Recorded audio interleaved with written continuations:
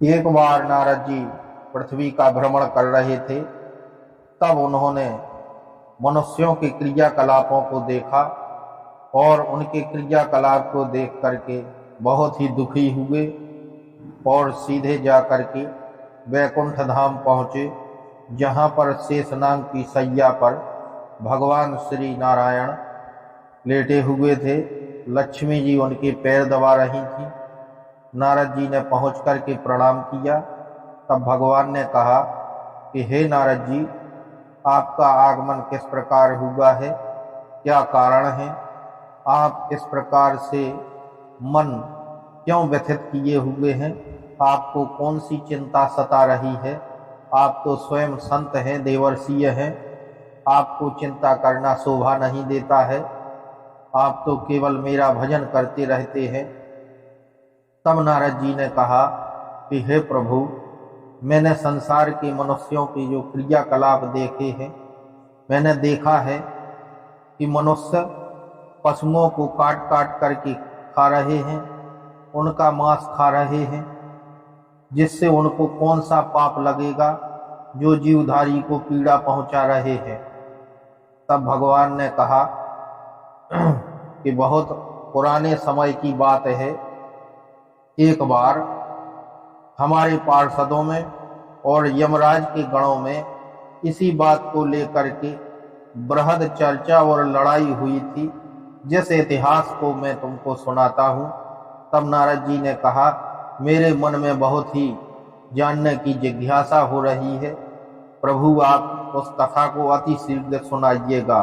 भगवान श्री नारायण नारद जी से कहते हैं कि हे नारद जी, मैं आपको प्राचीन काल का इतिहास बता रहा हूँ। एक नगर में बहुत ही श्रेष्ठ ब्राह्मण रहते थे, जिनके घर में अजामिल नाम के पुत्र ने जन्म लिया। पुत्र बहुत ही होनहार था, वेद पाठी था, परंतु विवाह के पश्चात पिता माता के देहांत के बाद वह गलत संगत में फंस गया और एक वेश्या को घर में ले आया और मांस मदिरा का सेवन करने लगा। इस प्रकार से बहुत समय बीत गया। तब चतुर्मास करने के लिए उस नगर से कुछ साधु गुजरे। साधुओं ने उस गांव के व्यक्तियों से पूछा कि हमें रात गुजारनी है, किसी ब्राह्मण का घर बता दो। तब लोगों ने उसी अजामिल का घर का पता उनको बता दिया। साधु अजामिल के घर में पहुँचे, उसने उनका आदर सत्कार किया। रात्रि में साधु वहां रुक गए और जैसे ही अजामिल का भोजन किया तो उनको उसकी आदतों का आभास देव शक्ति से हो गया। और साधुओं ने सुबह अजामिल से कहा कि इस प्रकार के आचरण आपने किए हैं, जिससे हमारा धर्म नष्ट हो गया है। हमने तुम्हारा भोजन किया है, इसलिए हम तुम्हारे कर्जदार हैं, इसीलिए हम तुम्हारे उद्धार का कारण तुमको बताते हैं। तुम्हारी जो पहली पत्नी है, उसके गर्भ में एक संतान है। जैसे ही वो जन्म ले तो उस संतान का नाम नारायण रख देना। अंत समय में तुम्हारा उसी से उद्धार होगा। इतना कह के साधु जी तीर्थ यात्रा के लिए निकल गए। समय गुजरता गया, अजामिल की वृद्धावस्था आ गई।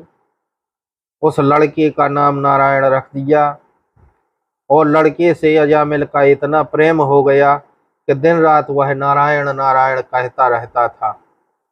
अंत समय में जब यमराज के पार्षद आए और मृत्यु के समय में जब उन्होंने गले में फंदा डाला और फंदा खींचा तो एकदम से अजामिल नारायण शब्द बोलने लगा और नारायण कहते ही उसकी मृत्यु हो गई। यमराज के पार्षदों ने उसकी जीवात्मा को लिया और जाने लगे। तभी हमारे विष्णु पार्षद वहां जा करके और उस जीव को छुड़ाने लगे। तब वहां दोनों का वार्तालाप होने लगा वाद विवाद होने लगा। यमराज के गण और मेरे विष्णु पार्षद दोनों आपसी में वाद विवाद करने लगे।